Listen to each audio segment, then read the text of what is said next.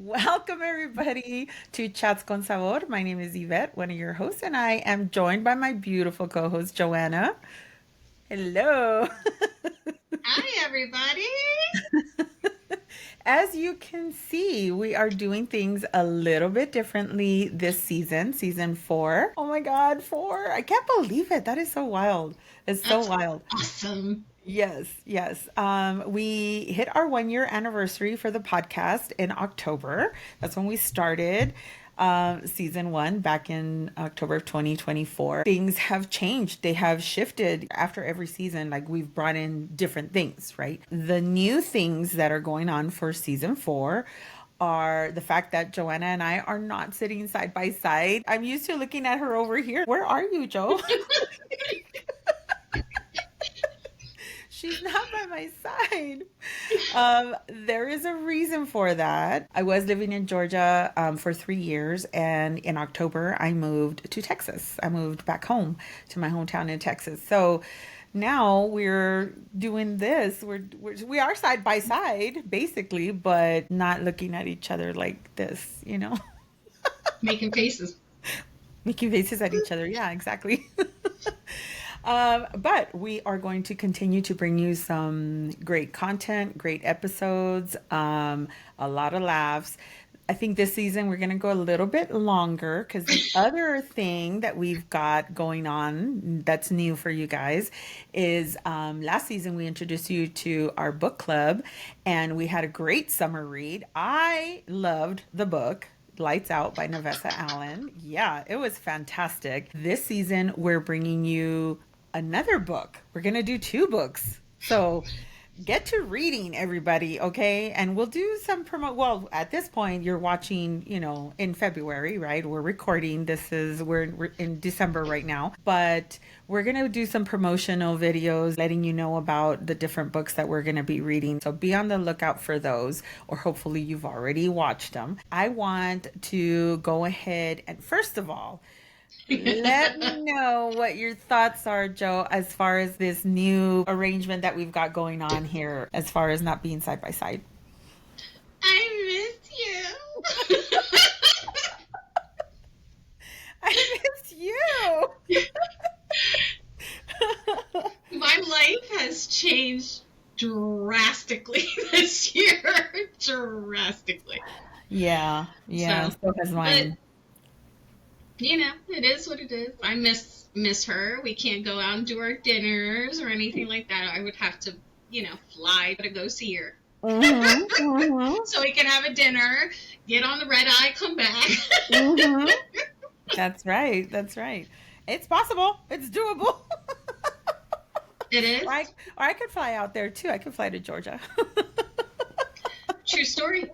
I have many places to stay Yeah. when I visit. Plenty of Um, free bedrooms. yeah. So funny. Okay, so why don't you tell us about the first book? But you're doing it differently, right? Yeah. I'm Okay. doing it differently because my schedule is so jam packed with work and all that. So I cheat a little bit and I listen to it while I'm working. So I'm actually getting, and I'm taking notes while I'm doing it too. That's a secret, but I am, so I can remember the characters and all that stuff. Hmm. But anyways, You're able I to would do say, that on the Audible app? yeah, You're able to hmm take notes? Oh, I didn't know that. yeah, I Okay. can highlight and everything. Yeah. Wow. Okay. So Cool. Yvette tells me, well, why don't you read the summary of the book? Do you have? And I said, no, it's Audible. And I said, she goes, well, read the summary. I said, you don't want to hear the summary. I said, yes, I do. She's like, yes, you do. Yes, she does. So these open credits are like, holy crap. So the book is Caught Up by Nevessa Allen. Um, as you know, we read Lights Out by her. Yes, please. Okay, get ready. Don't let your children listen to this. Yeah, no.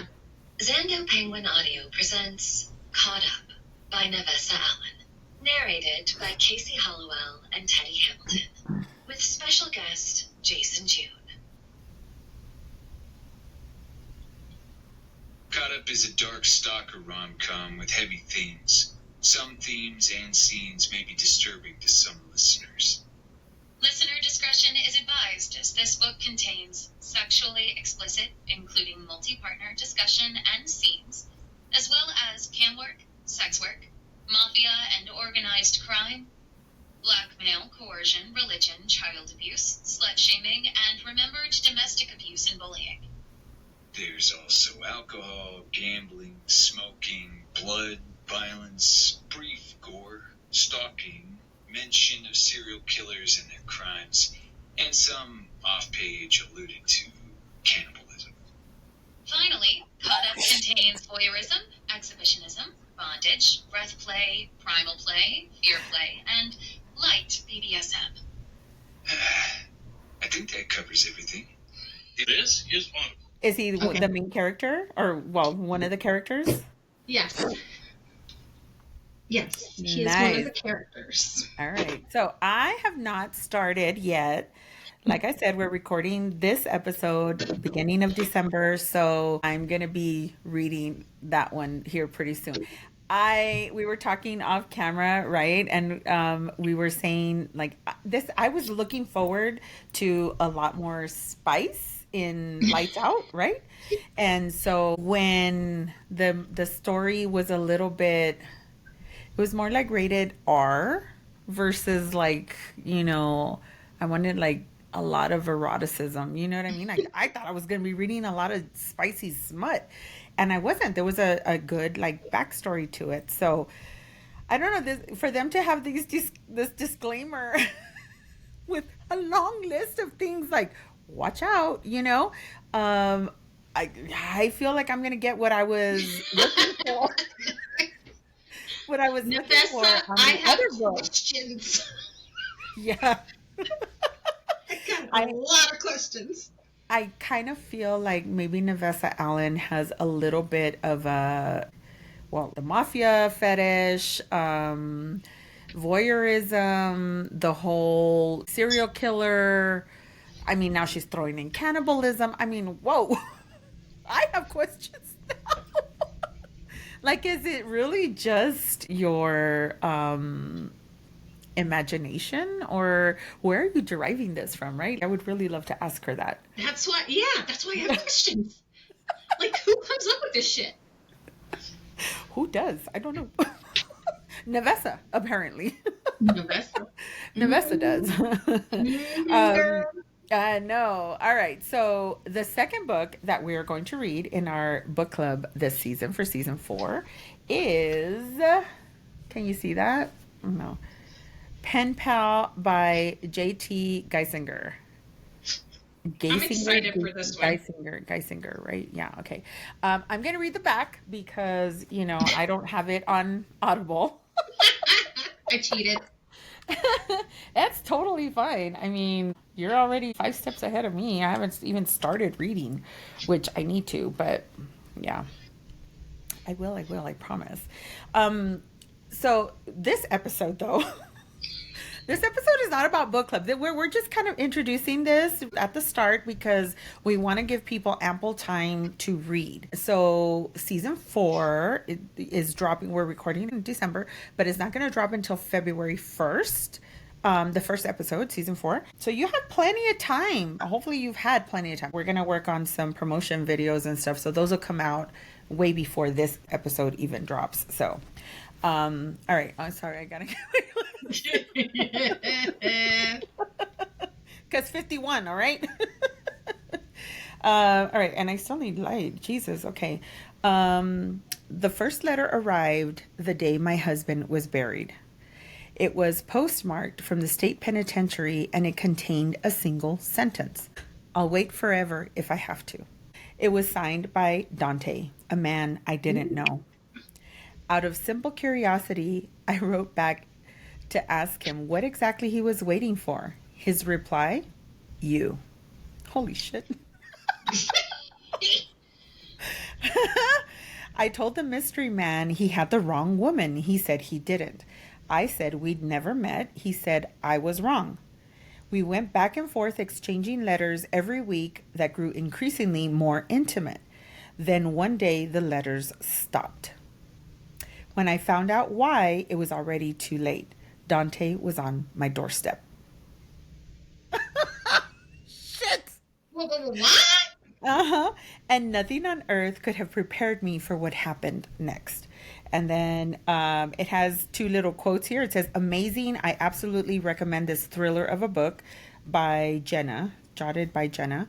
And then the other one says, "If I could, I would give this book 10 stars. It's one I'll likely never forget." Two book pushers.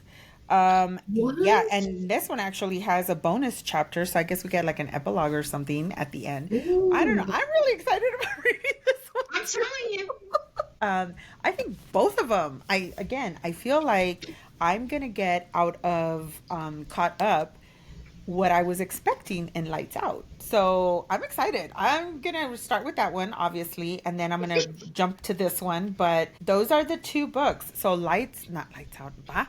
Caught Up by Nevessa Allen and Pen Pal by J.T. Geisinger. I'm gonna say that's how you pronounce it. Geisinger, right? I don't know. Look at that.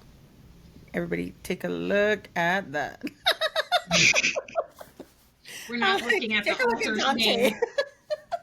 Lord, this woman. Lord have mercy. Anyway, all right. So this episode, again, like I said, is not about book club, even though we wanted just to give you a welcome back and just a little like side note about what we've got coming up for you this season. But this episode, on every episode, we have what the fuck moments, right? So Miss Joanna thought it would be a fantastic idea to do a whole episode on nothing but what the fuck moments because she was tell the audience why how did that idea pop into your head? I got obsessed with some reels, okay? And I couldn't believe the shit that I was watching. Honestly, that's what it was about. And I texted Yvette and I was like, because she's like way ahead of the game, and it takes me a little bit to catch up. Again, lots of stuff happening, lots of changes. So I'm like steady watching these reels, and I'm obsessed with some of these podcasters too that read like these Reddit stories and all. And every time I would hear one, I'm like, what the fuck? Yeah. What the fuck? What the fuck? I was like, we should do a what the fuck moment for this world is upside down, damn it. So It that's what I is. came out with. That was fantastic. So we're gonna start off. So I did it a little bit differently from Miss Joanna. Whereas she kind of took the reels and then she made notes, and she's going to explain to you what the fuck moments are, and we're just going to kind of switch off. I did it differently where I pulled straight from Instagram mostly. I think all of them were Instagram. And I have reels to share, kind of like what we did last season, where I'll just let you listen to it and stuff, and then we're gonna just discuss in between these freaking what the fuck moments because they're a little crazy. Okay, let's just say that, like, they're a little crazy. But that's why we call them what the fuck moments, because it's like people are upside down. This world is upside down. It's wild. So anyway, all right. So I'm going to get started with my first one is the Volanaut air bike. Okay. And that's all I'm going to say. Let's see how we can do this. Okay. Hold on. Yeah, this is the Volanaut. This thing is insane. If you Can you haven't seen see? it yet, this is the Volanaut air bike. Kind of. It's a personal hover bike that looks like something straight out of Star Wars. And believe me, the company clearly knows this. What? It's the same guy who was behind the Jetson 1. But unlike the Jetson 1, the Volanaut is taking a much different approach. According to the company's website, this super bike for the skies is powered by jet propulsion and is designed to carry one person with speeds of up to 124 miles per hour. Look at that guy. It has a proprietary stabilization system, which is enhanced by an onboard flight computer that provides automatic hover and easy controls for its rider. It's 7 times lighter than a typical motorcycle thanks to its use of carbon fiber, 3D printing, and a minimalist design approach. The write-up from DuPont Registry says that you simply grip the handlebars like a motorcycle, lean forward, and launch into the air. and the controls are managed through a telemetry-equipped helmet. I'll be honest, my brain is struggling a little bit to believe that this thing is real, but considering who its inventor is, I'm sure it is. I'm also sure that it won't be cheap, but let me know what you guys think. What All do you I'm think about that? And would you buy one? all I'm thinking about, me, George Jetson. Yeah. That was crazy. When I saw it, I was like, okay, I feel like we kind of catapulted into the future. You know what Oh I'm yeah. saying? Like, Hmm. what do they say about the future? If you're not ready for it, or if you keep living in the past, the future is going to hit you in the face or something like that. I can never It's gonna kick you in the teeth. yeah, yeah, seriously, like you end up George Jetson, yeah. And then the fact that, I mean, you and I both, we love motorcycles, right? So I was like, I feel like I would probably buy one if I could. Because I wouldn't be worried about a I car don't think we hitting can me. afford it. I Hey, mean, the traffic. Can you imagine having one of those puppies and flying up over people? Dude, yeah, that's what I'm saying. That is what I'm saying. That is so cool. But then, of course, by that time, I mean, I know they already have hover vehicles. Um, and at that point, there's going to be so much traffic in the sky that it's going to be better to be on a motorcycle on the ground. mm-hmm. Sorry. That's what I think. All right, your turn. Tag, you're it. This one I got from ATTA Confessions. My husband accused me of murder. So, here we go. Oh, Lord have mercy. So, female 30, husband male 33, accused her of murder. He had a sister. Her name was Laura. They were all close and saw each other 2 to 3 times a month, along with their parents. About 6 months ago, the sister fell down the stairs and died. It was a freak accident. There was a window in the half landing, and she fell and hit her head on the ceiling. The wife was the last one to see her. While she was making coffee, Laura was still in her pajamas, which was the sister, and the wife was so happened to be there, and it took about 10 seconds for all this to unfold. She said she deserves so much better because she was such a wonderful woman. So then the wife and the husband, they've been married for a year, together for 4, just to give you a little history. The parents of the sister had called everyone over to the house so they could start, I guess, the planning and all that. So, here's where it gets spicy. Her husband started quizzing her on what happened, where was she standing. Then he tells his wife that she has conflicting stories because she couldn't remember everything because it happened so fast. He deliberately misunderstood everything and started accusing her, said she couldn't remember the details. Obviously, it escalated quickly. It lasted for less than a week. Then the female, the wife, lost her cool, and she finally told him she was done answering questions. He didn't bring it up again for about a week. And she wrote it off as maybe it's grief, grief can be misunderstood. So the following week, they got the verdict from the inquest, and it was concluded that it was an accident. Then he starts screaming. This is completely obvious, and he couldn't believe no one else could see it. He claimed she found messages from his sister and him back and forth. She had no idea what he was talking about. And she was confused because, first of all, she didn't do anything to the sister. Second of all, she didn't know what he was talking about. And he thought that they had a spat over these messages, and she pushed her down the steps.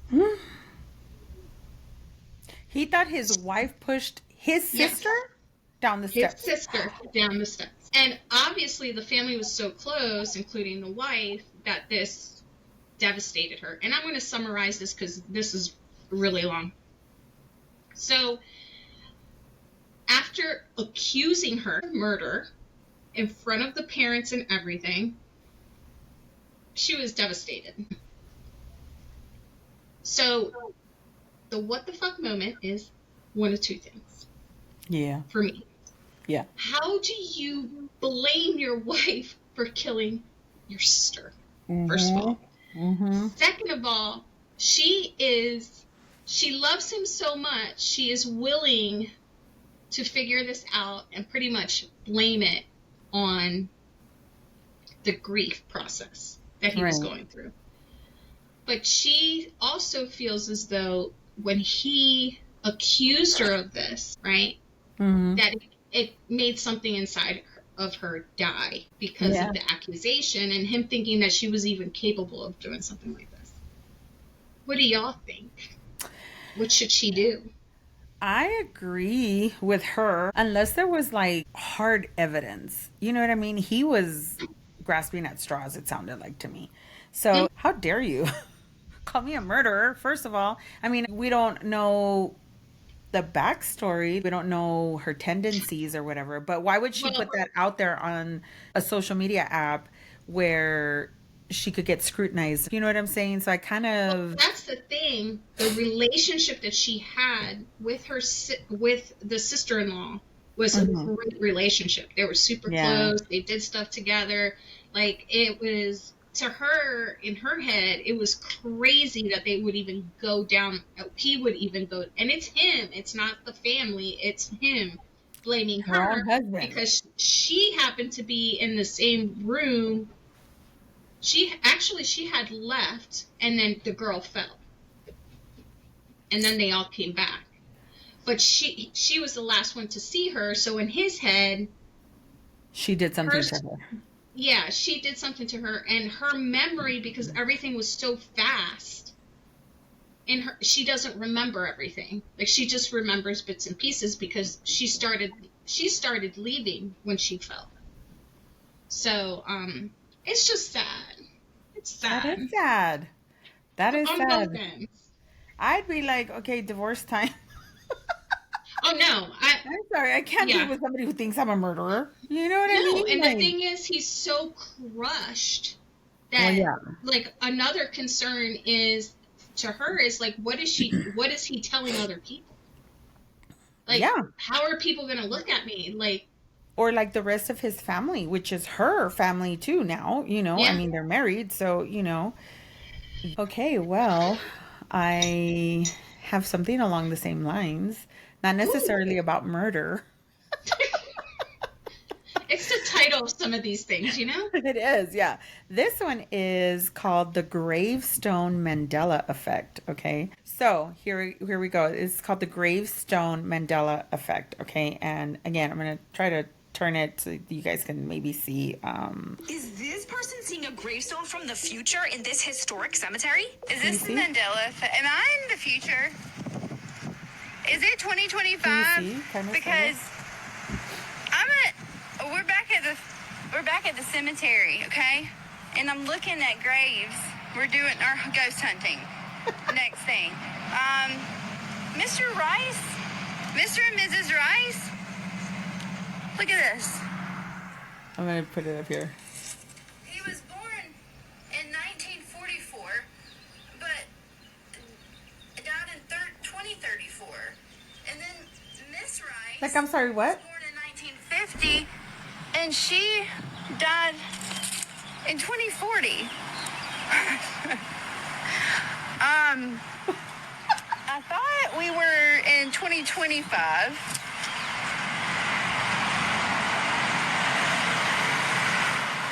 Did I time warp when I came through the other night? She's high or she's drunk. One or the other. No, it says it on the gravestone. No, the way she's talking. I don't understand. Are they planning it? Are they planning? Is that? But why? Why 6 years apart?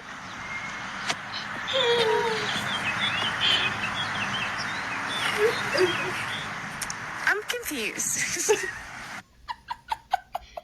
Okay, Girl, you hold on. look confused. This person seeing a gravestone from Hold on, hold on. Let me see if I can get you guys a better picture of the gravestone. In 1940. Okay, so can you see that? The gravestone Nin- literally says that this person 1944. died in 2034. We're in 2025. And then the wife, In six, 1950. born in 1950. Can you see that? I don't know Yeah. if you can see it. And then 19, she dies in 2040. yeah. We're in It's 2025. Bring glitch. Lord. Bring glitch. What the heck? Okay, so maybe I have to apologize to her a little bit, but she is slurring her words. She was. Well, and she was at the cemetery, so she's probably like visiting a loved one or whatever, but she came across this. Like, what the fuck? Yeah, Yeah, crazy. maybe they did. They are planning their deaths. I mean, but you go first, honey, and then I'll go 6 years later. I'm younger. Oh my God. That is wild. That's That's wild. insane. I don't know. I don't know. What That do was a you good guys one. think? Tell us in the comments or send us a DM and let us know what you think about the Mandela effect, first of all. I have come across a lot of things like that I remember from my childhood, and then all of a sudden they're different now. Like spelling, like cereal boxes, things like that. Like things that I feel like the government, the powers that be, they have changed. But to fuck with our heads or something. I don't know. Like, it's so weird. What do you think, Miss Joanna? I think there's drugs in the air, and we're all consuming them. If you want, Chemtrails. because let me tell you, this world is screwed up. Screwed up. It's not only in the food that we're eating, it's in the air, baby. Oh, yeah. Oh, yeah. For sure. Oh, my God. All right. The next one. I got a goodie for you guys. Yes. Check this out. It's called Cheating with My Sister. Here we go. So the fiance cheated on the girlfriend in the beginning of their relationship. Mm-hmm. He then confesses to the fiance that it doesn't count because it was with his sister. So the couple was together for over 6 years. They started dating in the beginning of college. They never had any issues until finding this out, that they were getting married in September, or at least they were. OP's Original sister-in-law, poster. which is the Original female. poster. Yeah. OP is original poster. Yeah. Sister-in-law, OP got in a bit of a spat. Yeah. They were fighting. Well, guess what came out? The sister, let her know that she cheated on her, that her brother cheated on her with her 5 months into their relationship. Mm. The fiance said it didn't count because it was his sister. He did it because he was less experienced than OP, and he wanted to practice. OP left and went to a hotel trying to process all this. She had to get away so she could decide. What is there to decide? Thank you. I Run. don't care how much you loved him.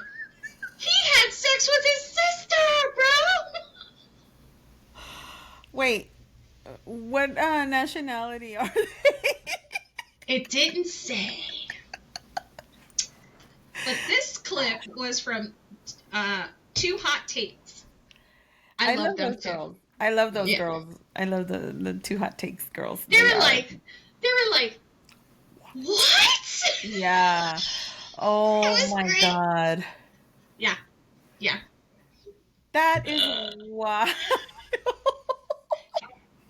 So OP considered giving him an opportunity if he admitted it was a mistake, but he keeps justifying his actions.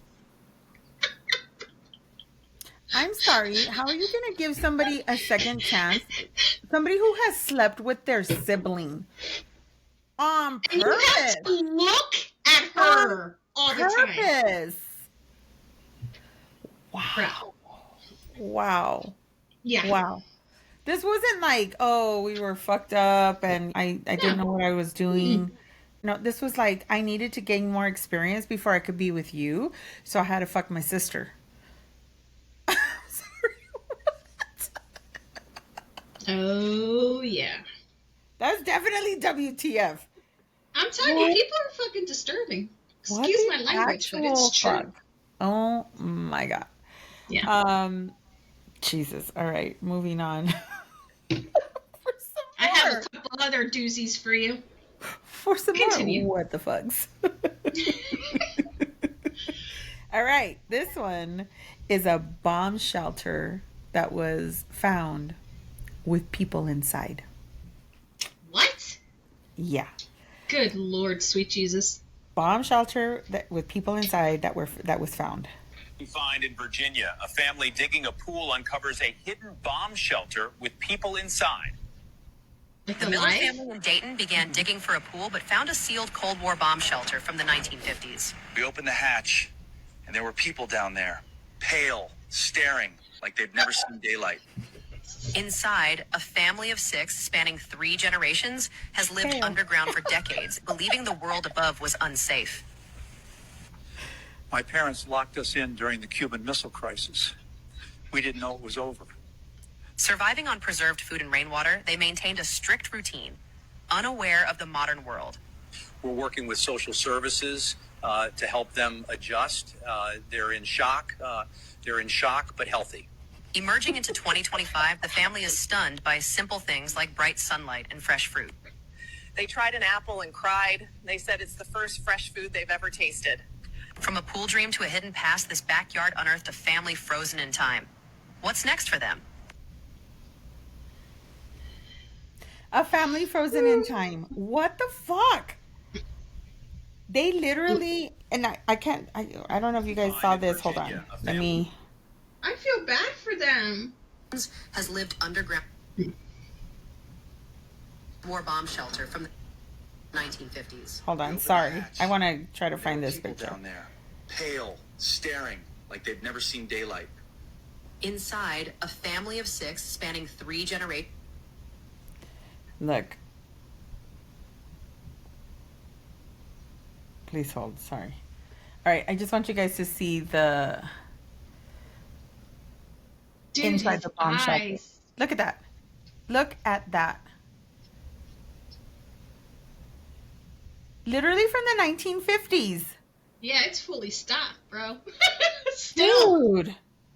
I was like, I'm sorry, what? The Cuban Missile Crisis, I mean, Lord, what is he, like 70, 80 years old? 80 something. But look at how well preserved he is. Because he's not out here, in the sun and living in this harsh life. They literally, they thought it was too scary to come out. They weren't. That's crazy. It makes me sad for them, but yeah, crazy. All right, next. Well, here's a doozy, ladies and gents. Uh-huh. My uncle infected me with HIV. And this is actually a true story from a TikToker. She has great stories. But here we go. This is her story? This is her story. Oh. This is going to blow your freaking minds. This young lady lost her parents at age 8. After she lost her parents in a car accident, she ended up going to live with her aunt and uncle. They went and got her and took her back. When she first got there, they treated her so good. They put her in a really good school. She started to feel safe and part of the family. But then she realized that her uncle had an agenda. And if you see her, you would understand. She's absolutely stunning. Anywho, not that this is right, but I'm just saying she's absolutely gorgeous. He would sneak into her room in the middle of the night to sleep with her. She was afraid and didn't know what to do. She then gathered the courage to tell her aunt. Her aunt then told her she needed to endure this. Yeah. Like she knew what was going on due to him supporting them. So she already had the idea that this was happening. Wow. And she pretty much told her, "Suck it up, Buttercup. He's the one, taking care of us." Yeah, yeah. So she ended up enduring this for years. Then she started feeling very ill, losing weight, and she took herself to the hospital. And she was underage. When she got there, they did a bunch of tests, including an STD and pregnancy test. When she got the results back, she was not only pregnant but had HIV. Oh my God. Yeah. She then went home and told her aunt. She decided to take. The aunt then took her back to the hospital to get treatment and terminate the pregnancy. Wow. The aunt convinced the doctors at the hospital to terminate the pregnancy without any details. Then when she got home, the uncle continued to continue to do what he was doing. And he continued for a very long time doing this. I know it's a little sad, but it's like, what the fuck, because it continues. Then one of her cousins came home to visit. When he arrived, he started to force himself on her. So now not only is the uncle taking advantage of her, but now so is her uncle's cousin. son, right? Is her Yeah. cousin. Mhm. Like, yeah, apple doesn't fall far from the tree. So she knew that she had HIV. And she kept telling him, like, she didn't tell him that she had HIV, but she told him, "Don't. Leave me alone, leave me alone, leave me alone."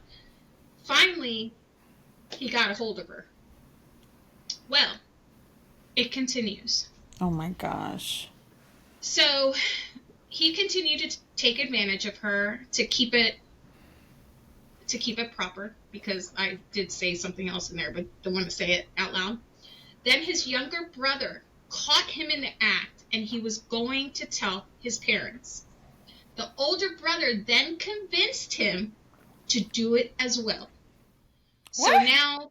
So now the uncle and the two sons are molesting this little girl. Yeah. So please tell me they all died of AIDS. the older brother convinced him to do it as well. Now he too has HIV. Their mom knew that she had HIV. A year later, her aunt took the boys to the hospital and did a test, and they were both HIV positive. And then they admitted that they were sleeping with their cousin. Oh my God. That the aunt in turn came home and beat OP. She blamed her for not stopping it. And then she decided to let them sleep with her. She blamed her for not stopping it and letting them sleep with her. Not that her aunt defended them, like, "Oh my God, like, they took advantage of you. I'm so sorry." No. She took advantage of them. She convinced them to, essay her and all that other stuff. Yeah. And then they turned around and kicked her out. Kicked the niece out. Well, the OP. They kicked the niece, yeah. They Oh, kicked OP wow. out of there. So her question was in this reel was I wrong? Like, I did everything I could, but then when I couldn't do it anymore and they took advantage of me, now they're sick too. Yeah. Um, That's a tough one. And First, I'm gonna say that karma is a fucking bitch, and they deserve what they got. Sorry, that's me. They're lucky that the niece is not my niece. If I was the aunt, yeah, I would have been in jail already because I would have done something way worse. But the fact that she knew that her husband was molesting her and then covered it up at the hospital with the abortion and stuff, because I mean, this little girl was looking to her aunt, at the very least, to to help somebody her, to try to help her. I yeah, mean, it's awful. It's awful. So you know what? Good. I'm glad your husband is going to die of AIDS. I'm glad both of your sons are going to die of AIDS because they're just like the husband. And fuck you for defending them and not taking care of this little girl. Like, no, no, no, no. First of all, she's not wrong in what she did. She did all she could do. And thank God she got kicked out because that probably saved her life. I'm sorry, but it probably did. yeah. Thank God she got kicked out. So the aunt did one thing right by kicking her out. Good, thank you. So that It's she's so no sad. longer being abused and then she could get the treatment and help that she needs, like that is awful. Oh my God. And what the fuck? Seriously, there's some sick fucking twisted people in this world. Oh my Well, God. and it's a cultural thing too, Yeah. like there's so many things that are going on there. It's a cultural thing. The aunt was she relied on this man, Yeah. and for him to feed the children, feed her, dress Yeah. them, do all that stuff, like, Hmm. but that's more important. That took precedence than a young woman's safety. A And child. She wasn't even a young woman. She was a yeah, child. she was a 12? baby. Like, gosh. Well, She was a they said baby. they didn't say her age. They just said she was underage. Oh, I thought they said 12 at one point. No? In the beginning? No? No, Okay, she sorry. was 8. She was 8 when she Oh, lost her parents. when it started. Hmm. Okay. Got it. Oh, Yeah. man. That's awful. That's just awful. I feel very bad for her. I Sorry, it was a mean, Debbie Downer. I know. But it was a huge what the fuck moment. Yeah, Like, I'm telling you, literally, there what was the some fuck? doozies. People are sick, like That's sick. crazy. That is crazy. All right, I'm gonna switch it up a bit, and I'm actually kind of following suit on my last what the fuck moment because we're still talking about graveyards.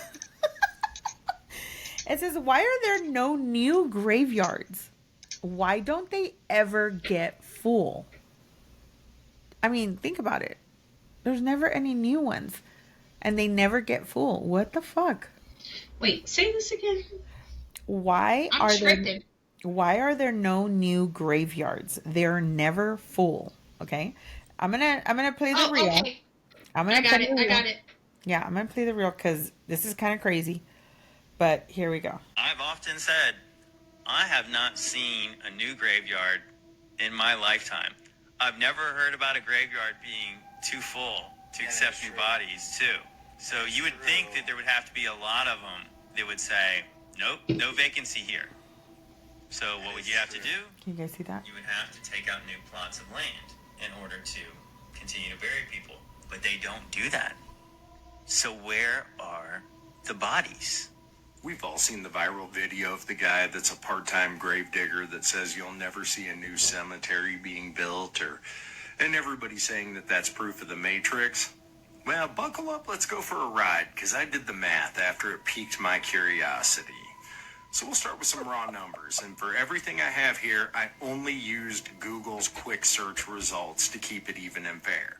So, Good old our current Google. population is 340 million today. At our current death rate, that's 7.7% dies every year, for a total of 26,180,000. Well, currently, we've plummeted in the last 25 years to 39.4% buried. That's 10,314,920 a year. So keep that in mind, but let's go back further because cemeteries are never new, they're always old, right? The most you can fit is 1,250 people in an acre. The American Planning Association says there's currently 140,000 acres. So let's go back even further. So from 1800 to 1900, 80 million Americans died. And from 1900 to 2000, 270 million Americans died. That's a total of 355 million people dead. Well, depending on which schematic you want to use, it was anywhere from 83 to 92% were buried opposed to other methods. I kept it at 80% just to, be heavily conservative and see where this goes. Well, it gets a lot more interesting now because at 80%, that's 284 million graves. At 140,000 acres, it's at best 170 million graves. So we already got 109 million people just chilling out, like stacked up dead somewhere, waiting to get buried or are buried and still have to bury new people every day. Math does not math. It is unusual. It is unusual. I think that what a lot of people have said, I believe this to be true, is that if you look into the world population numbers, a lot of people believe that the books are cooked. There's not as many people as they say there are. I've often said, I have not seen a new graveyard in my lifetime. What do you think about that? Okay, now, what they didn't talk about was that sometimes a lot of people choose to be cremated. So, but what's the percentage on that? I would like that statistic to have been thrown in there to say, minus all the people who have chosen to be cremated, right? But even still, 10 million people a year. Where are all these bodies?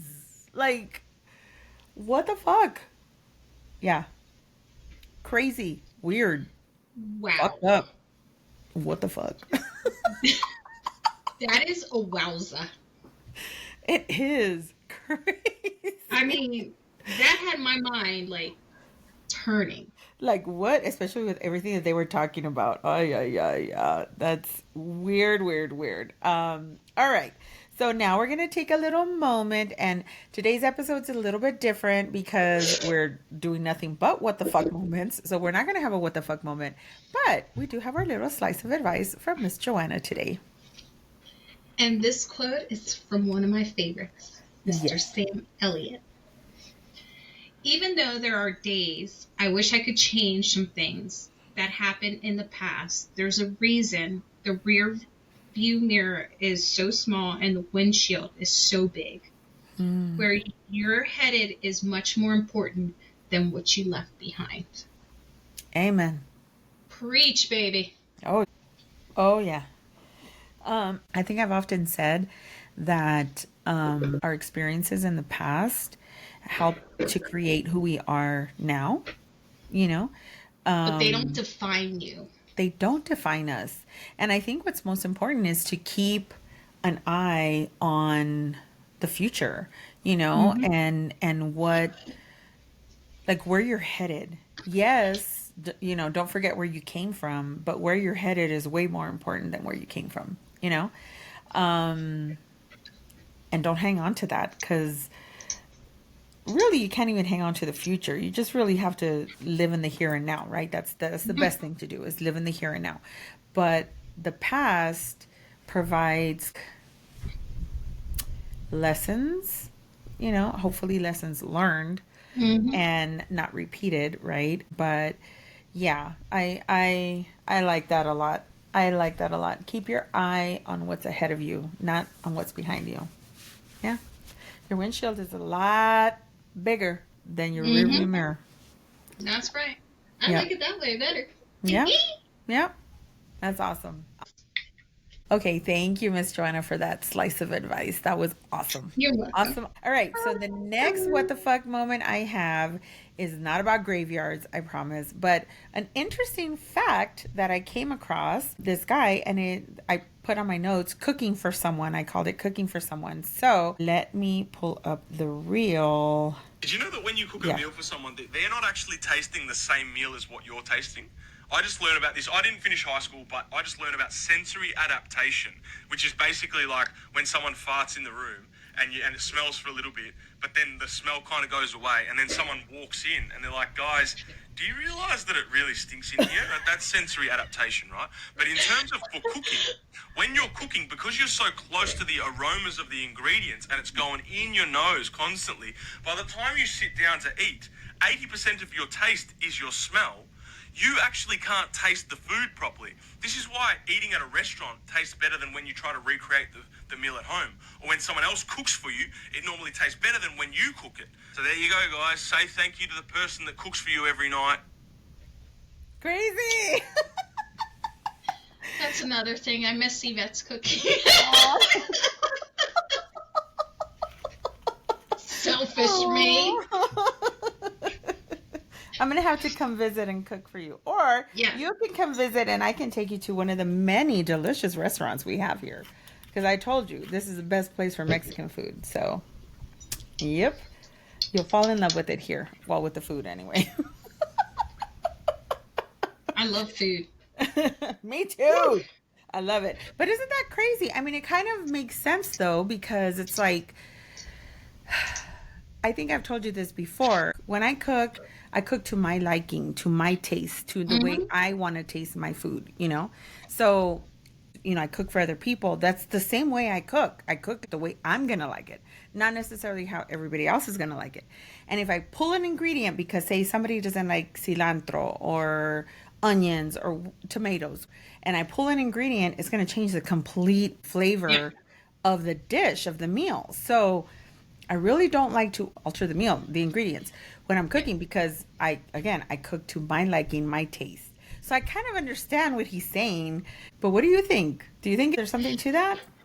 Yes, there is. And I always alter my food too, and I love the way my mom makes Puerto Rican food, and I love when she puts, you know, just olives and all these veggies, and I love that. But my kids don't eat it that way. They don't want you have to make it for them, you know? Yeah. Oh, that sucks. Yeah. Yeah, I don't know. I would rather, if somebody's going to make a meal, make it the way you're going to make it, and then I'll pick out. If I don't like, say, mushrooms or tomatoes, like we said, then I'll pick it out, and then I'll still eat it. But at least it has a flavor of everything put in there. But there are some people who are really, like, especially about cilantro.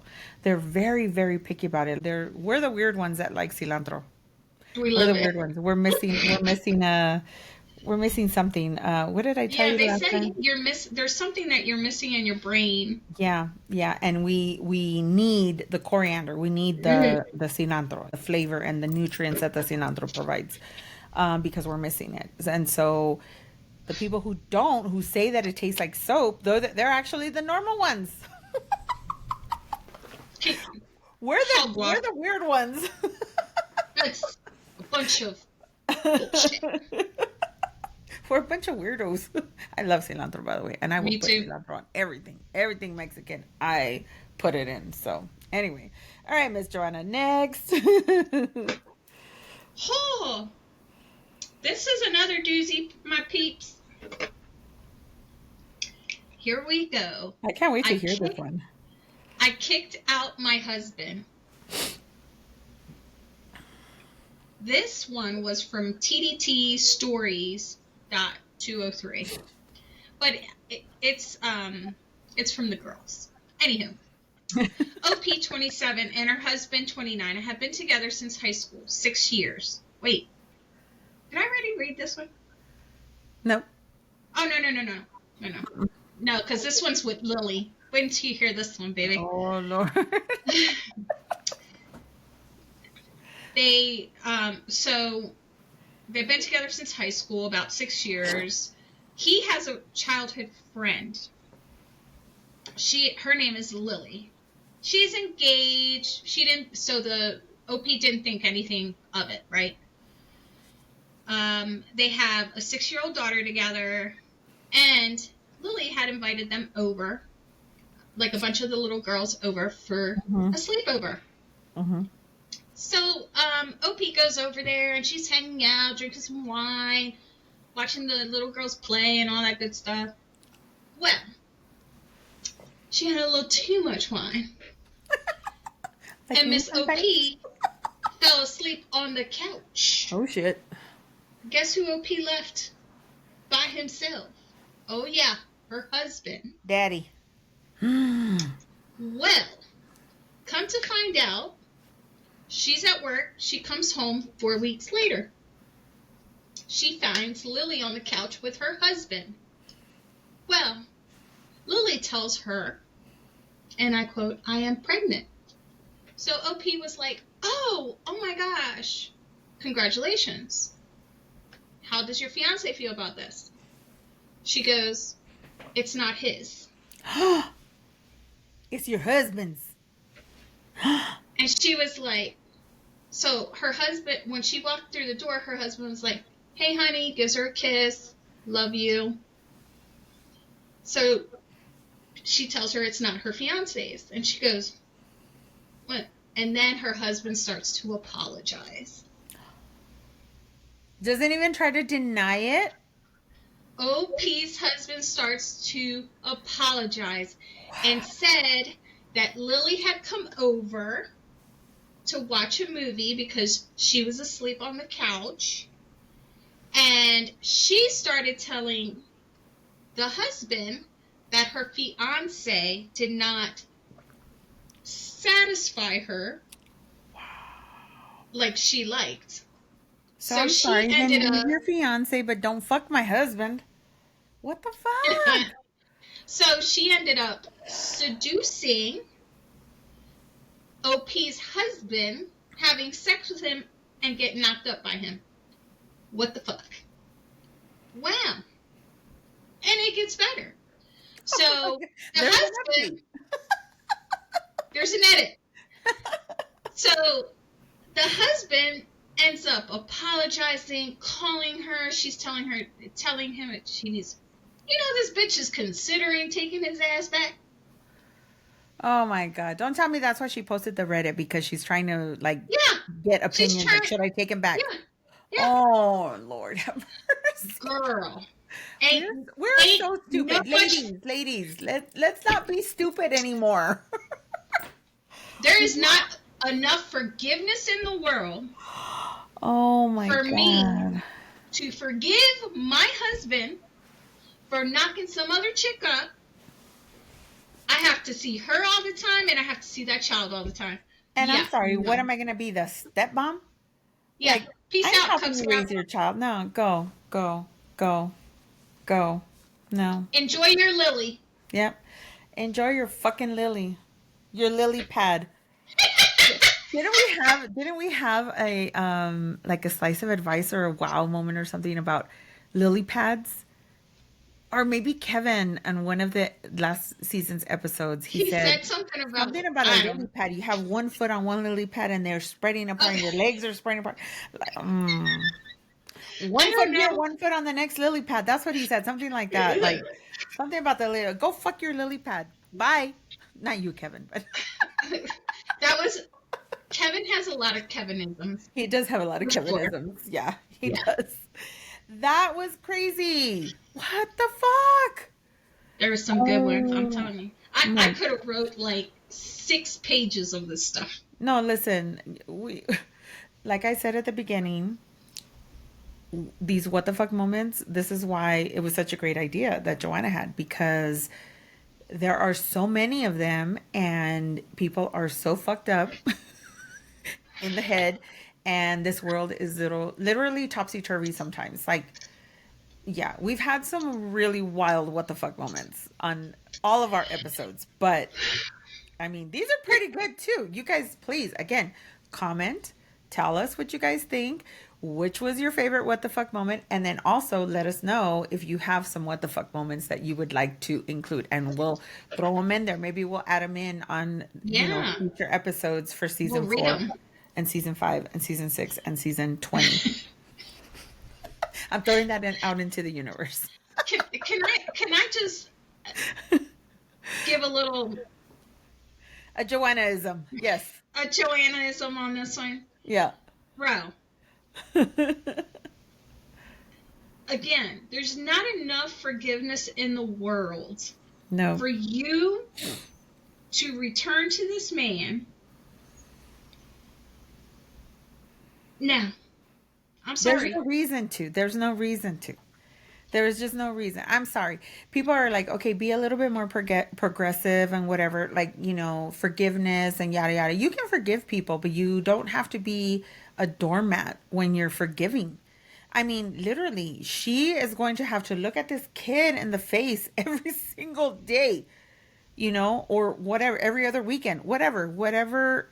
You're going to be a part of this child's life knowing that your husband, if you decide to keep him, fucked his mom while you were asleep on the couch. But where's the trust going to be too? Like There is every no time trust. she's never going to leave them alone in a room because she's never going to trust either one of them. I'm sorry. And the ones that said, I trust him, I don't trust her, is full of shit. You don't trust either one of those people. It Okay? takes two to tango, baby. Two to fucking tango.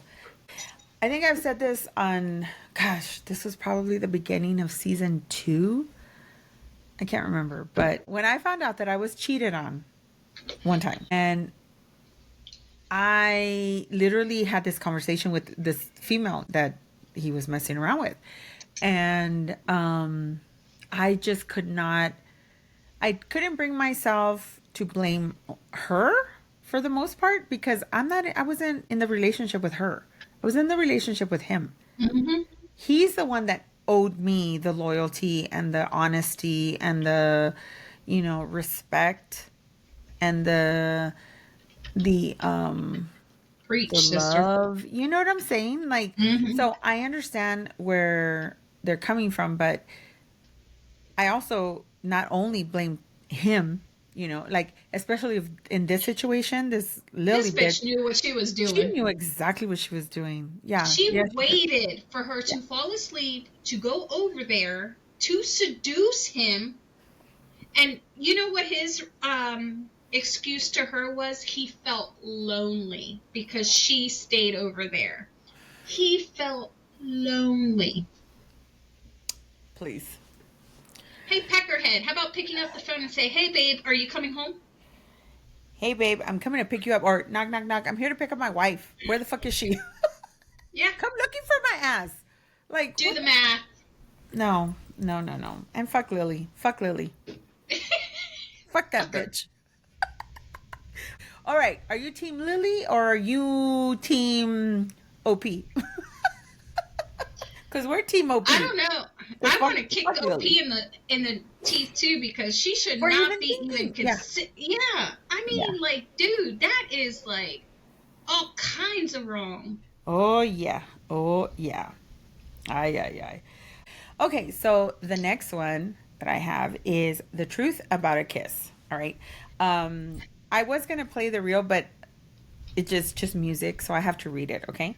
So the truth about a kiss: one kiss, one transfers nearly 80 million new bacteria, and kissing someone around 9 times a day can make your saliva and theirs almost identical. Isn't that crazy? What? Yeah. And there's more. Sounds shocking. Here's what science says. Every 10 seconds of kissing exchanges over 80 million bacteria between partners.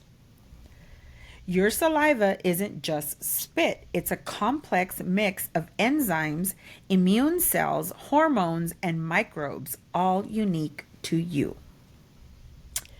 When you kiss someone, often your microbiomes start sinking, meaning your body is literally begins to mirror theirs.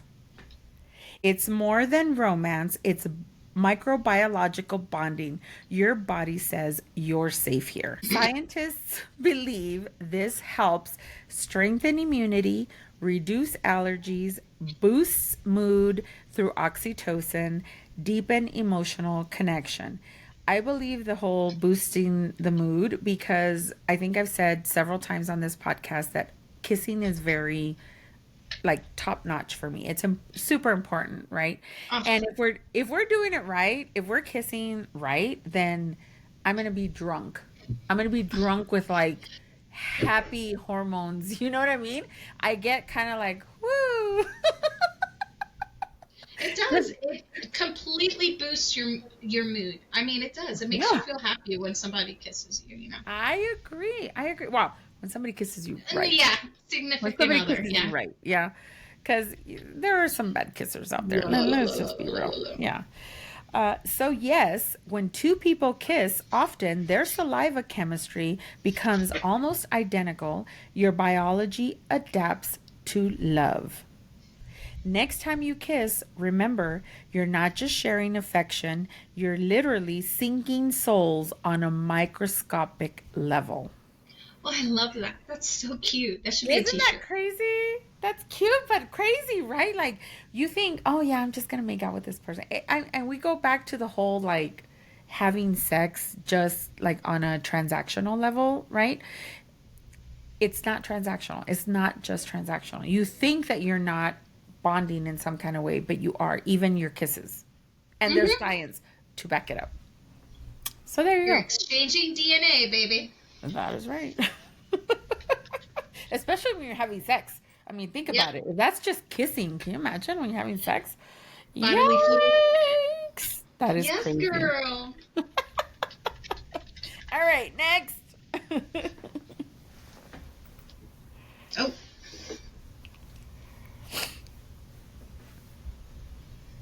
Speaking of allergies, my nose. Ay, ay, ay. ooh.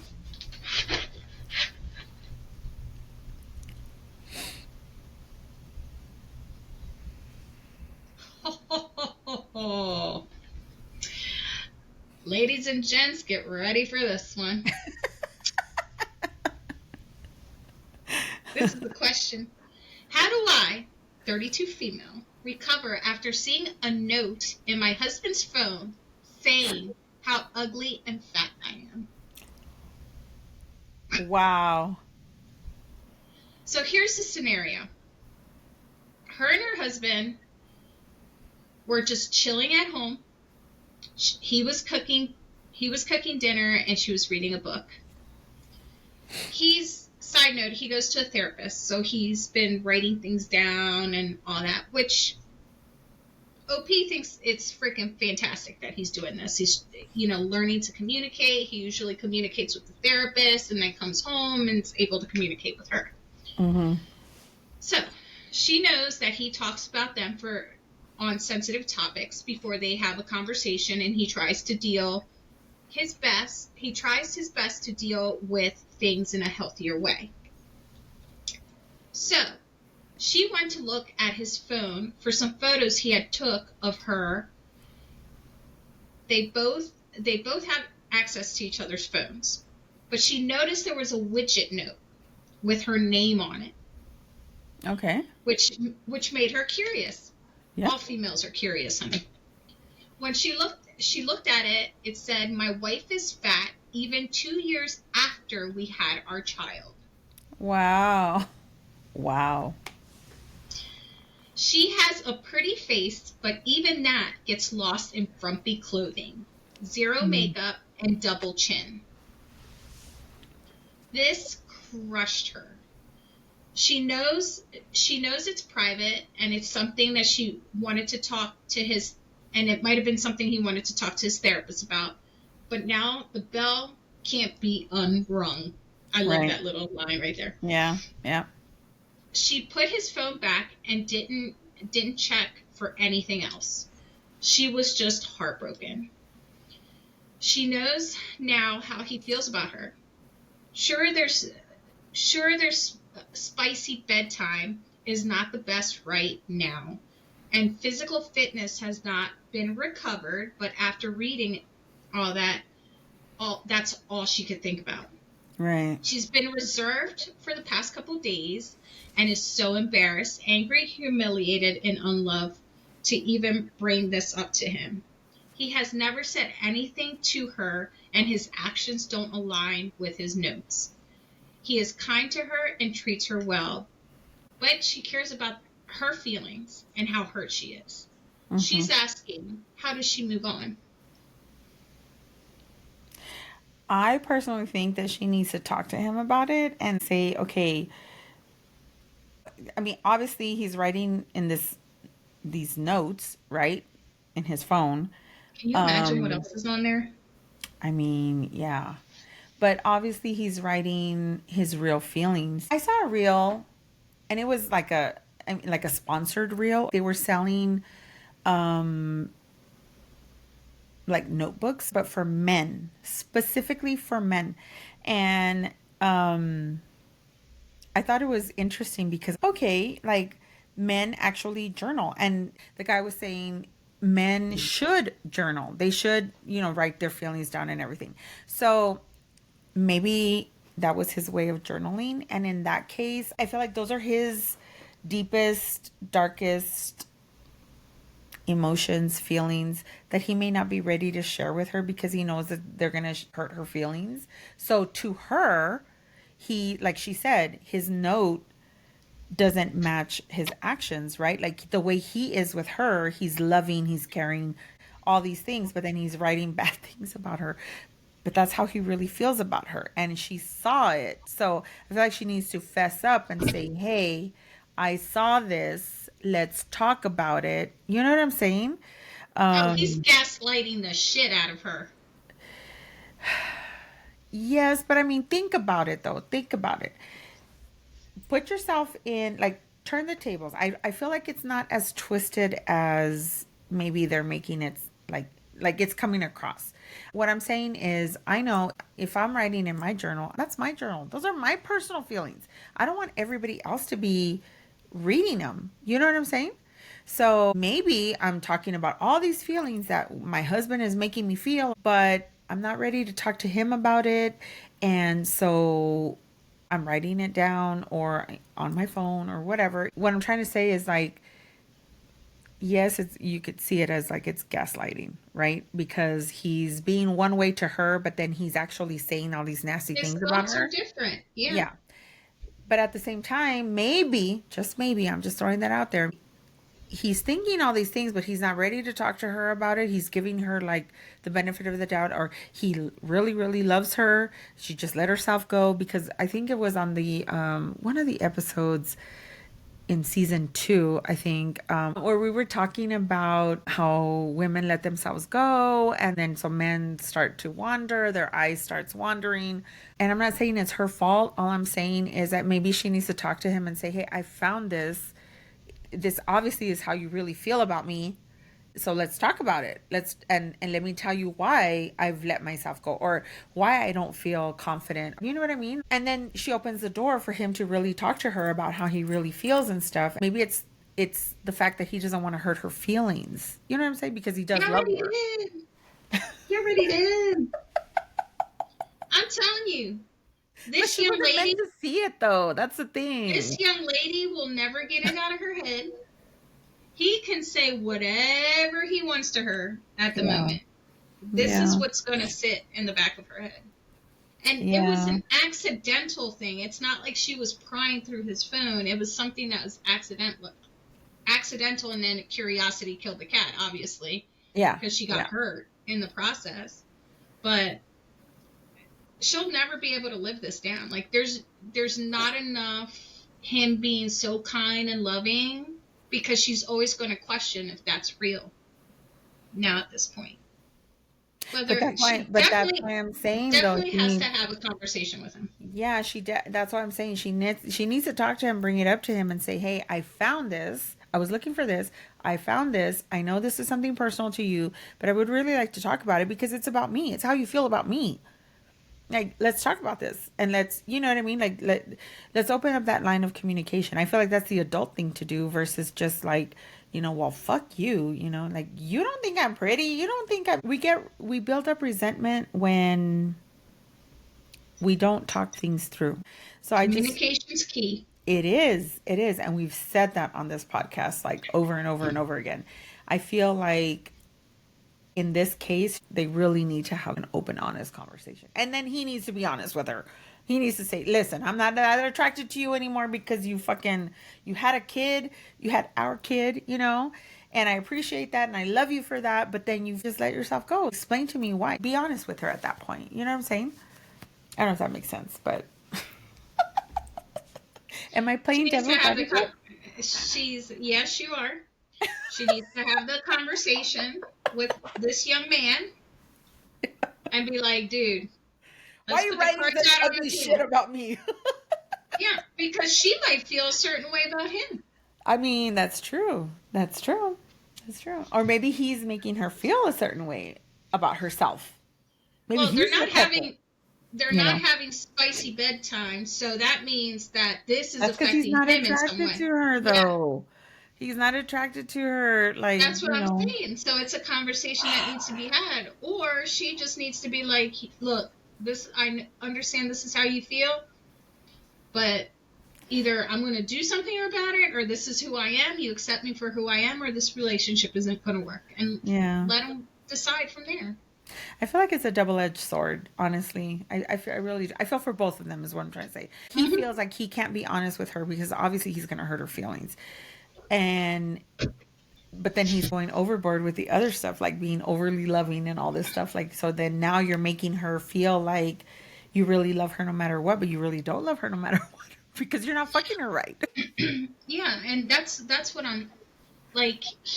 That's where my brain would be like, okay, this shit is just gaslighting because we're not hitting the bed and doing. Yeah. Now if they were having sex like all the time and whatever, I'd be like, yeah, this is probably something he's just thinking about and whatever. But when sex starts to be affected, then because that's super intimate between a husband and a wife or a boyfriend and a girlfriend. Yeah. You know, it's the connection that you have with that person. Mm-hmm. So yeah. Oh, those are my I feel thoughts. bad for her. I feel bad for her, but I feel for him too. Like I feel like with open communication, if he really does love her the way he's making it seem like he does, then he needs to be honest with her. And then she needs to be honest with him too, though. She needs to not, she needs to give him the space to be able to say, listen, I'm not as attracted to you as I was before because of this. Like, why did you let yourself go? You know what I mean? Like, let him be open and honest with those feelings. You already know how he feels because you've already read it, right? So let him be honest with those feelings. Don't take offense to it. Just have the open, honest conversation and get to a meeting point, you know? Honey, let me take you to the gym with me. Let me help you, you know? Let's do this together. Yeah, let's do this together and get back to where we were before we had little Timmy. You know what I'm saying? Little Timmy.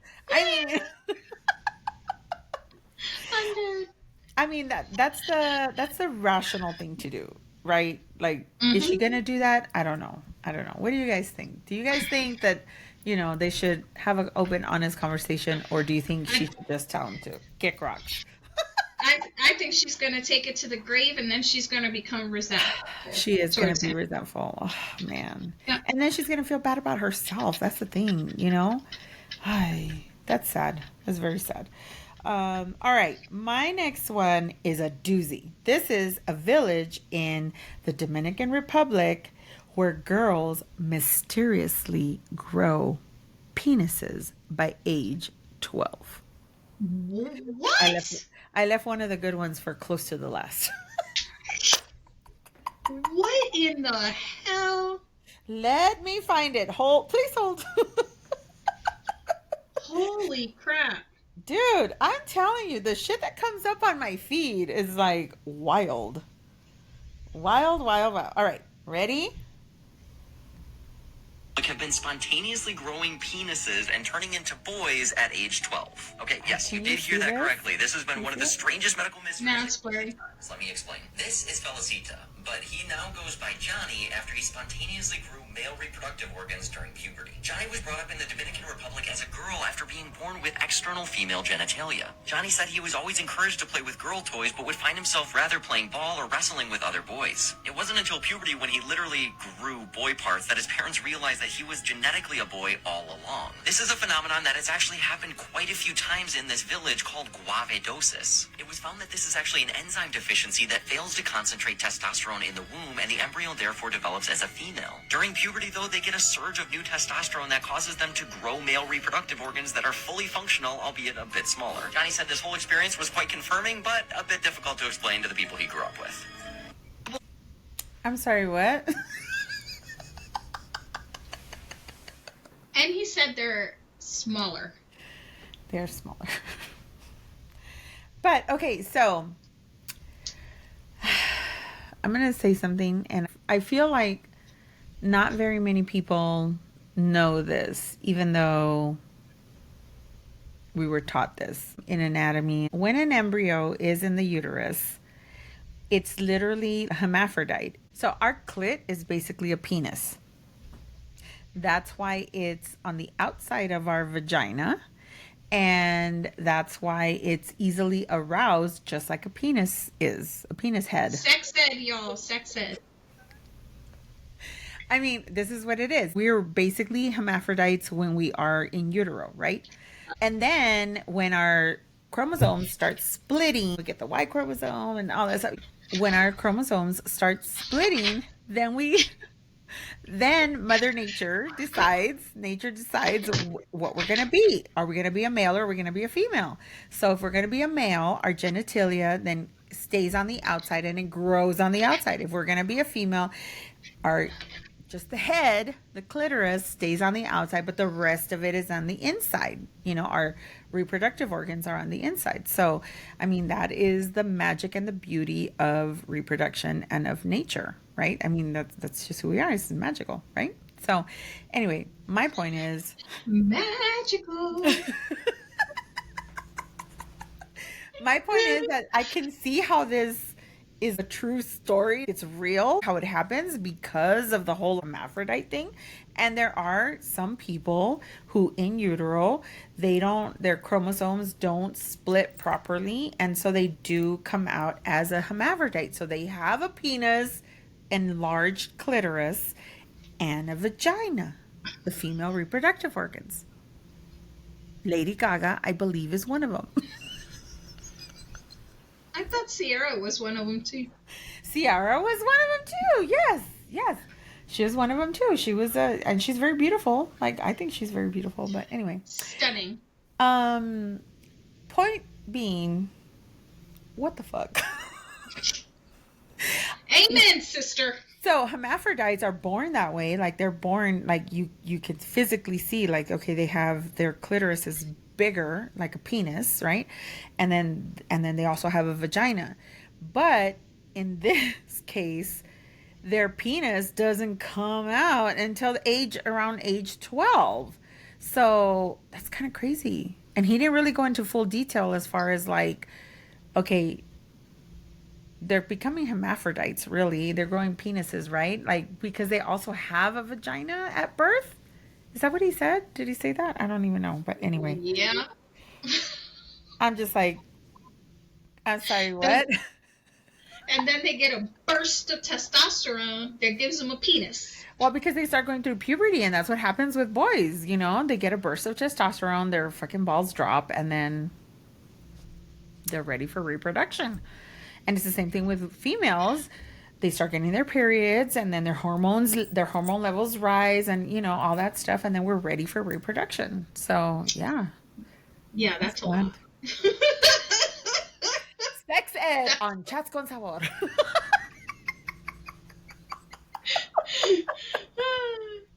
That was my what the fuck. One of my crazy what the fucks.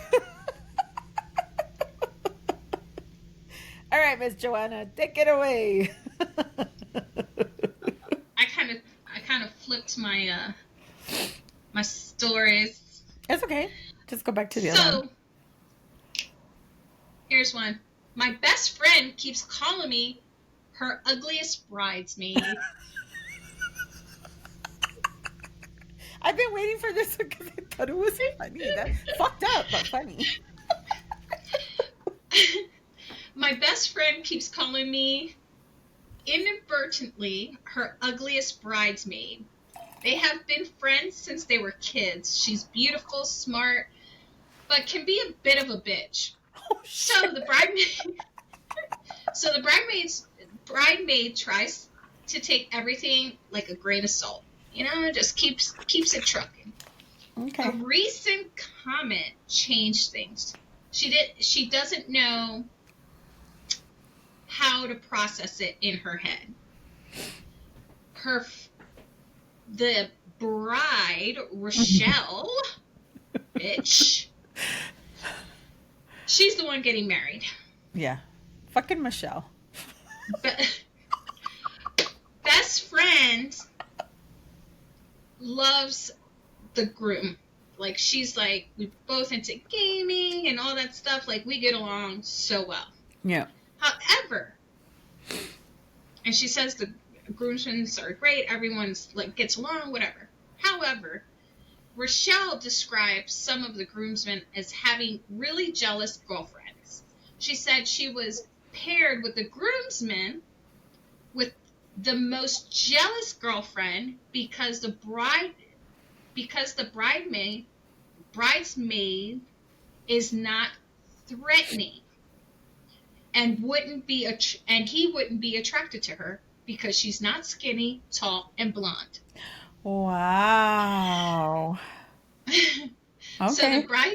the bridemaid felt like the comment was unnecessary, which I totally agree with. Like, keep that shit to yourself, bro. Yeah. Like, she was trying to tell her that she was ugly. She then continues with she is weird. She's the weirdest friend in the bridal party. The bridesmaid felt like the comment was unnecessary, like she was trying to say that she was the ugliest bridesmaid in the bridal party. She then continues to say that she's weird. She's the weirdest one from the bridal party.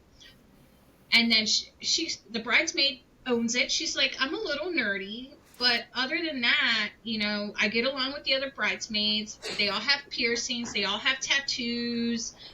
Some like to game. She's very big into anime and gaming. Mm-hmm. So she's like, but it's not something that I advertise or whatever. So anyways, continuing on, she said that it's not something that she broadcasts to anyone. Only her Rochelle's fiance is the only one that knows that this is something that she does. Mm-hmm. So, plot twist. When Rochelle was picking out her bridesmaids, her maid of honor, she told the bridemaid, her best friend, that she would not be the matron of honor or the maid of honor because of the fact that she would be seriously disappointed because she's not type A and she doesn't know what it is she likes. And, she didn't want to be disappointed at her wedding. So that was another dig towards her. Wow. And she was like, I was a little bit hurt, but, I just kept going. But what's in her head that's continuously playing is the fact that she feels as though she's not threatening, she's ugly, she's not attractive. Yeah. She's none of those things. And this is supposed to be her childhood best friend. Right. Like, right. What should I do? Am I overthinking this? Blah, blah, blah, blah. Hell no. I'd be like, sayonara. You can kiss my ass. You can take this wedding and shove it up your ass. I'm out. Listen, Ugly duckling, out. there are some people who surround themselves, you said it right now, ugly duckling. They surround themselves with ugly ducklings to make themselves look better and feel better. This kind of reminds me of, did you ever watch the movie Something Borrowed? Yeah. With what's her name? Oh God, Kate Hudson and the other chick, very beautiful girl too, but she's kind of quirky and nerdy. So Kate Hudson, blonde, tall, like your typical beautiful woman, right? And Kate Hudson is one of those like big energy. She's probably a Leo. Big energy, like look at me, I'm the life of the party and everybody loves me, and she's never threatened by the best friend because the best friend is nerdy, shorter, dark hair, Quirky, I'm quirky, sure. yeah, brunette, quirky, and she was in law school with this one guy, and I forget his name. Anyway, he ends up falling for her while they're in law school. But then she thinks so less of herself that she can't possibly get this hot guy, right? And he has a thing for her. He's got a crush on her the whole time. Then she introduces him to her bestie, which is Kate Hudson, right? And then, of course, the besties just all like, "Ooh, yeah, well, you don't like him, right? I'm gonna take him." And one of those people, there are those people in this world that go through life thinking that they could just take whatever doesn't belong to them, because they are not threatened by the ugly best friend or the ugly duckling. You know what I'm saying? Um, I always root for the underdog though, because I believe that brains and beauty and having the body, because she's cute. She's got a little body. She's just different, but she's cute. She comes out on the movie also, and I don't know her name, but she comes out on the movie He's Just Not That Into You. Picture her, and I can't think of her name. I can't think of her name either. But anyway, all that to say that this scenario reminds me of that, because this bride thinks that she just has, like, that chick is just not at her level, and so that I have nothing to worry about. Dude, let me tell you, the underdog comes in all the time, and because she's real and because she doesn't think so highly of herself, and men are attracted to that. There are a lot of men that are attracted to the fakeness, and they want a trophy wife, and she's got to be hot, and she's got to have long hair, and she's got to be blonde, body like this, whatever. I get that. But the women who come in who are really authentic and they don't worry so much, they've got it more here than they do here. You know what I'm saying?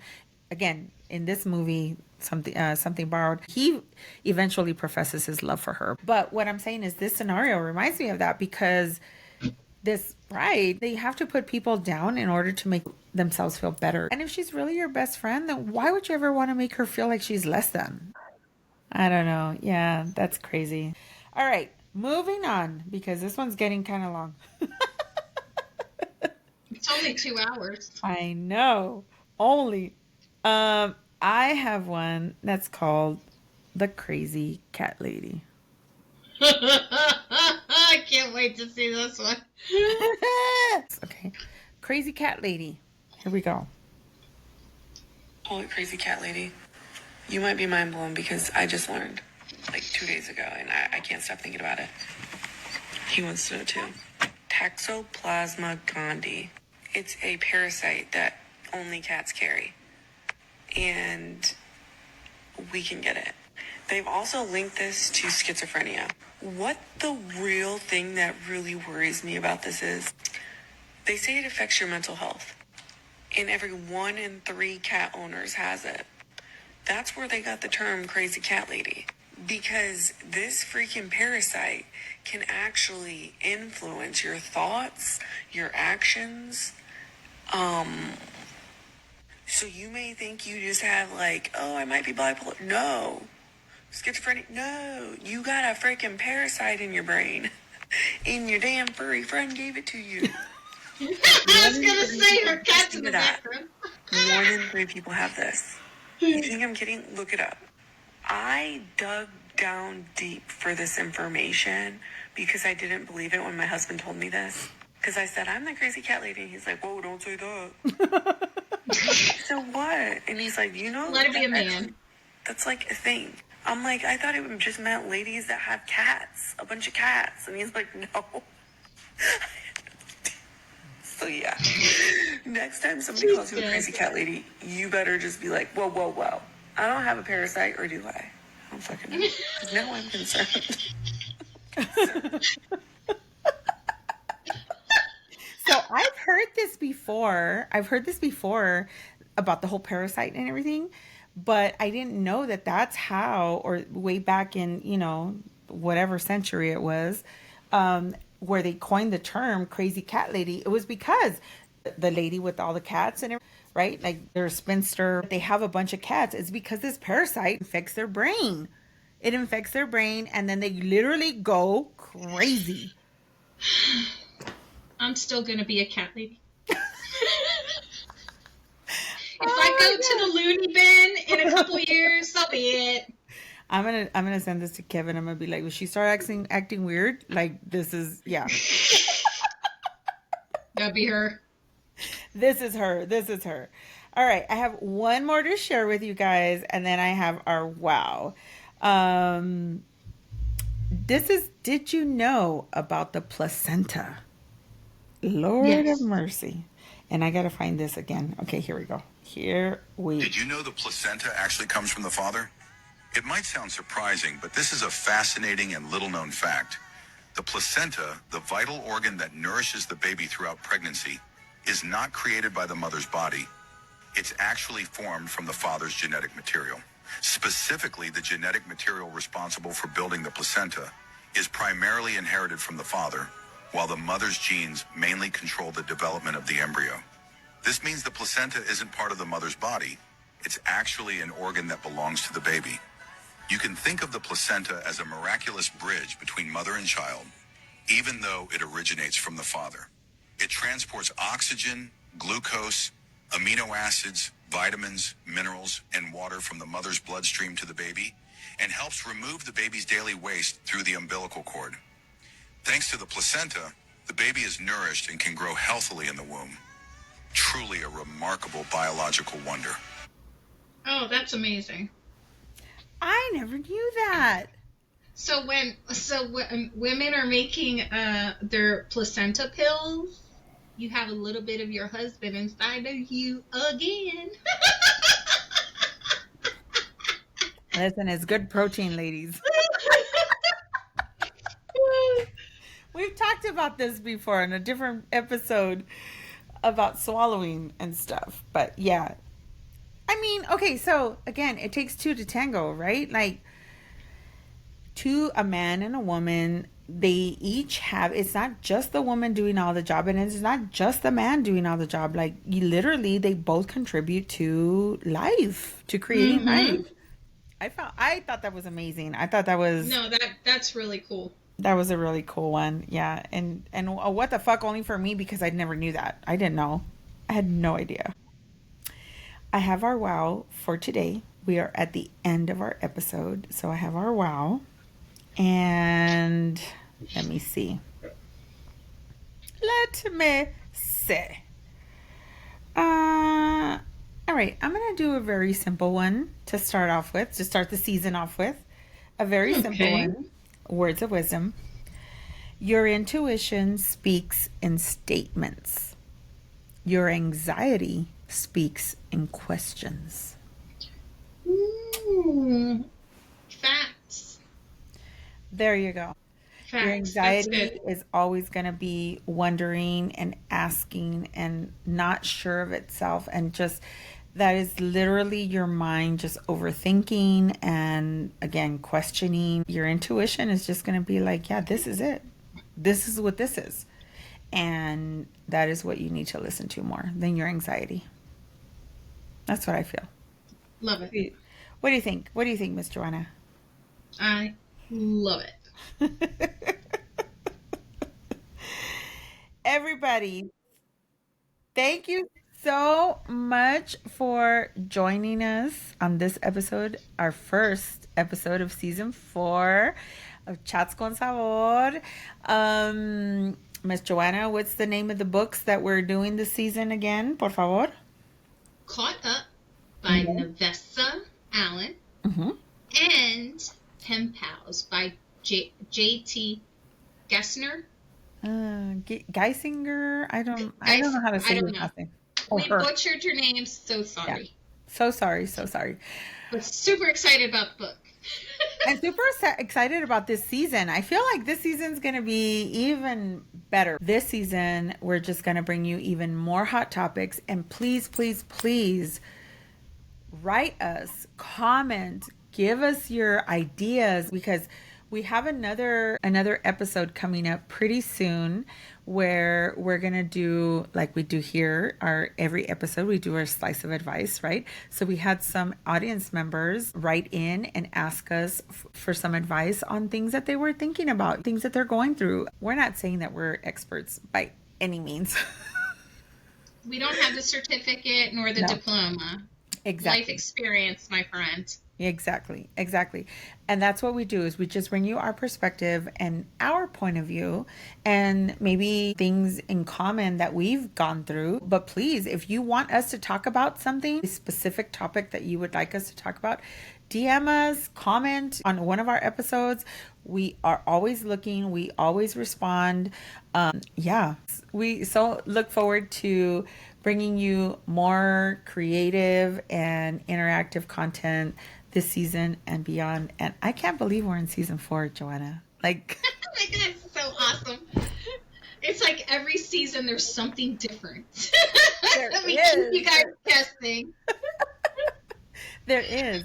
And just to reiterate, because of book club, because we have 2 books in our book club this season, it's gonna be extended a little bit longer than it was last season and even the seasons before. So, yeah, keep in touch with us and interact, share, follow, like, comment on our socials, but also on YouTube. We are Chats with Sabor podcast, and on Spotify, we are Chats con Sabor.